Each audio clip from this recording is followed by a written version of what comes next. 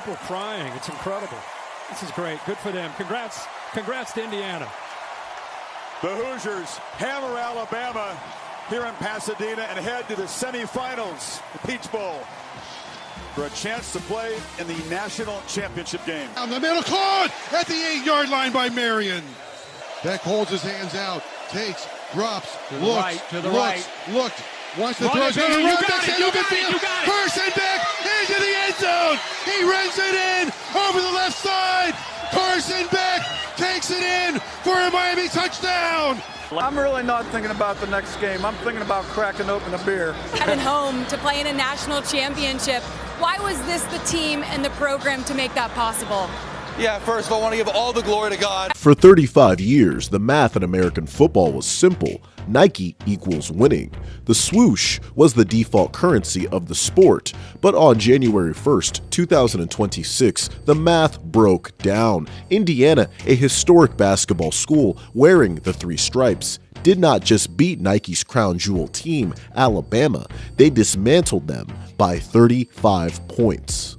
This wasn't an anomaly, it was a signal. While Nike's revenues contracted by 10% in 2025, Adidas surged in North America, posting 15% growth in the region. The monopoly is starting to crack, and this comes years after many people felt Adidas was falling off, losing Yeezy, losing market share, but most of all losing its identity, and who was going to help bring that mantle up. And it seems that they might have found the answer in college football.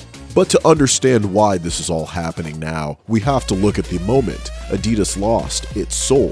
When the German national team, the DFB, announced they were leaving Adidas for Nike, Adidas effectively became an orphan, abandoned by their own home country's National Football Federation. They were no longer the German giant. To survive, they had to become something else entirely. An American sports immigrant.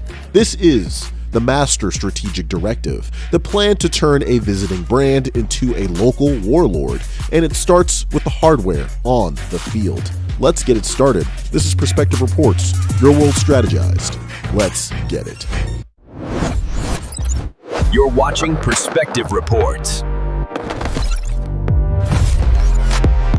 For the last decade, Adidas had a problem. How do they take the cool looks of their flat surface shoes and bring them onto the field? With the Ultraboost, the problem was the styrofoam look. Exposed boost foam is comfortable, but on cleats, it stains, it shreds, and it looks cheap when left exposed, especially for football. This is contextualized with the many benefits of Ultraboost's energy returning system on the market since 2015. Adidas' solution for bringing the best-selling running shoe on their platform to the gridiron was to lock the Boost up and release a generic crossover with relevant colorways and schools. However, some critiques of Adidas' football cleats were never addressed on these Ultraboost football cleats releases, particularly traction and midsole teeth and cleat positioning on the plate, especially for speed players. Going a half size up, the Boost material is visible on the heel of the cleat and is featured throughout the whole midsole. I've heard some people saying that the traction of these cleats is not very good. There aren't any spikes in the middle of the cleat, so it makes me wonder how well these will perform. I worry that receivers and DBs will slip when cutting and changing And while direction. some of these issues are addressed in Adidas' mainline American football cleat, the Adi Zero meant for speed players, and the biggest competitor to Nike's industry-leading Vapor Pro cleats, the question remains, when will we get a legitimate lifestyle sportswear crossover with functionality? Hopefully, the AE1 can be that. Yes, Anthony Edwards, the rising NBA star, whose 2024 breakout signature basketball shoe, the AE1, which saw strong sales and accolades upon release, was announced by Adidas to be turning into a football cleat for purchase. And in the rollout during the 2025 football season, we saw youthful stars like the Minnesota Vikings' Jordan Addison and the former Heisman winner Travis Hunter sport the new cleats, set to be on sale in 2026. And what may be another opportunity for Adidas is the vitrine system, French for a glass case. The AE1 hides Adidas's cornerstone tech despite its cool ribbed TPU design. Ultraboost is used for the cushioning of the AE1,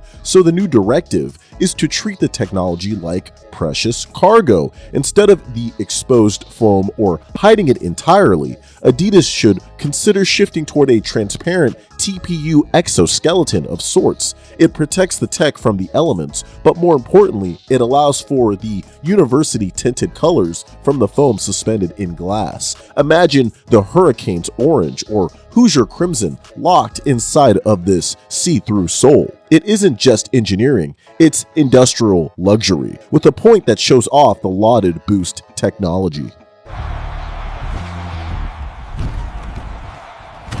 You're watching Perspective Reports.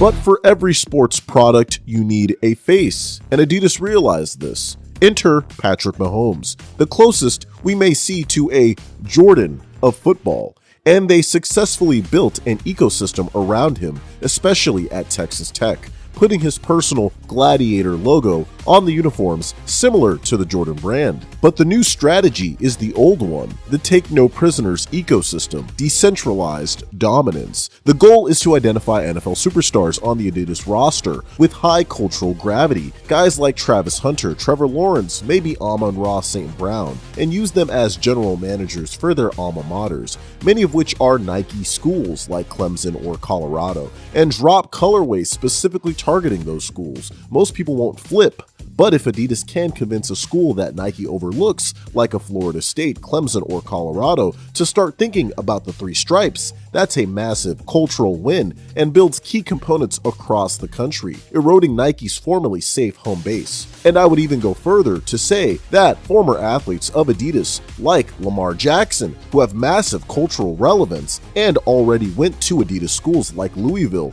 should be brought back into the fold to take full advantage of this no-holds-bar offensive. You know what all these industries have in common? They all use perspective reports to power their strategy forward. Let's do it together. Moving on to suggested strategy number 3, we get to the most critical failure point for Adidas, their paper-thin back line due to their supply chain issues. Historically, when an Adidas team gets hot, you can't buy their gear right away because it's stuck on a boat somewhere coming from Asia. To win this new brand war on enemy turf, Adidas needs print-on-demand agility on US soil. The initial strategic proposal looked at 3 potential hubs to solve this. First, option A, Florida, positioning a hub in Miami or Orlando. The logic is speed. Florida produces the most NFL draft speed after all. You aggressively court a university like Florida State to pair with Miami, which you already have, and create a state of speed monopoly in the Sunshine State. Next, option B, Atlanta, Georgia. This is the cultural play. You target Georgia Tech for a rebrand or buy into the SEC expansion with one of their teams. Atlanta sits at the intersection of black culture, music, and grassroots football. And after all, when it comes to football, Georgia comes to play. And option C, Chicago, the Big Ten connection. It seems obvious, but there is a massive risk here. Despite the Big Ten headquarters being in the Chicagoland area, Chicago is currently suffering an identity crisis. From the Bears Stadium limbo to the stagnating sports culture, the city is dear to our hearts, but has seen better sports days. Next weekend, right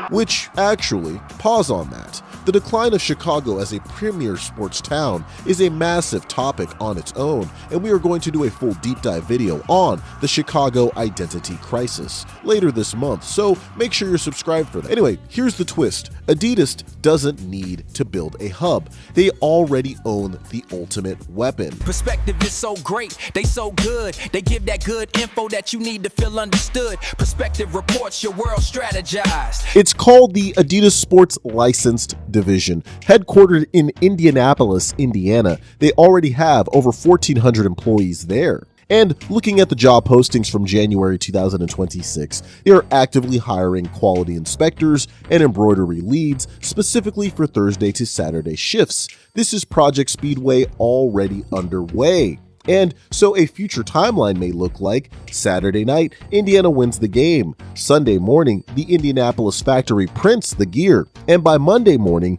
the gear ships. They are converting Indy from a passive warehouse into a reactionary manufacturing engine because they have the staff on the floor all weekend with the expertise. If Indiana wins on Saturday night, the presses run on Sunday morning, and by Monday, it ships to all the waiting customers.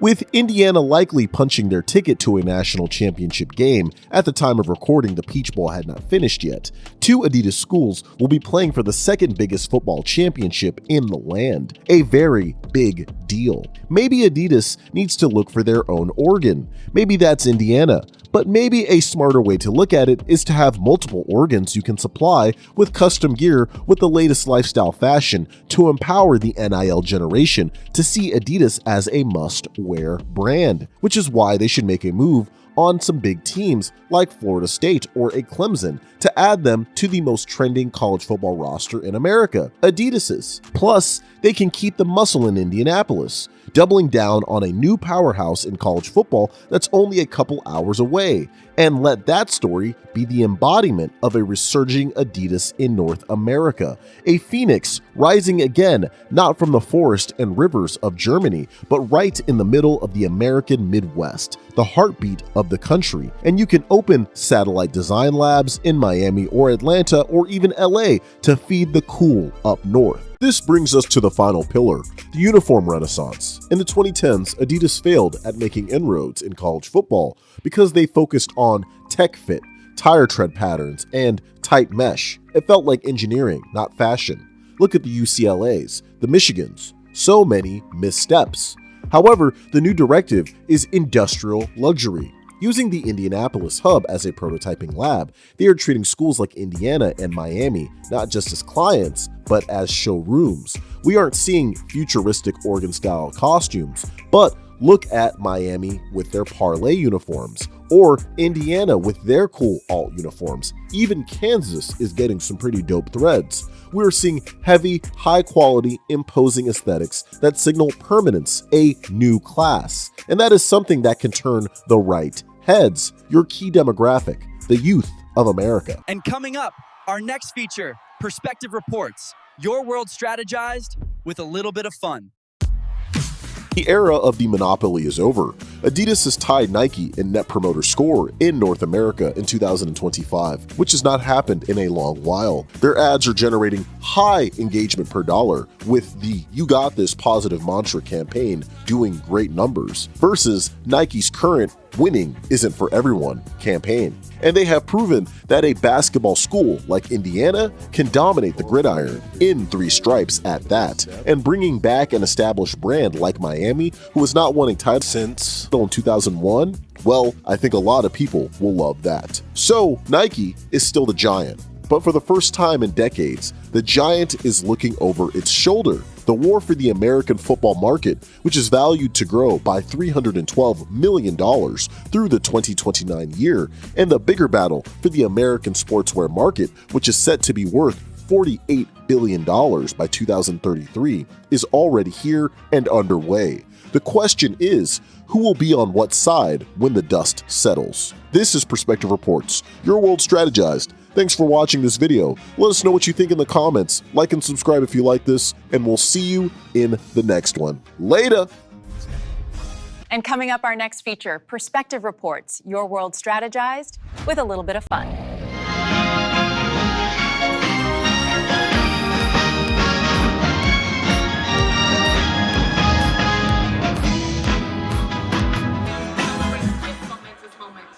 This team knows that they are the team and the time is now. And what you're doing it because you made a choice and a decision. You made a choice and a decision to show up every day and bring your best energy and go to work and cut out the outside noise.